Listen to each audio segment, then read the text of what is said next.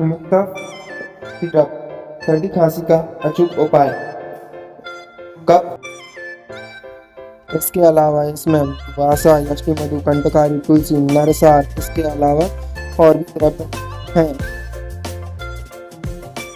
इसका उपयोग एलर्जी खांसी, खोखा खांसी, खांसी, धूम्रपान से होने वाली कफ किया जाता है। इसको में इसकी मात्रा 10 से 15 ml दी जाती है।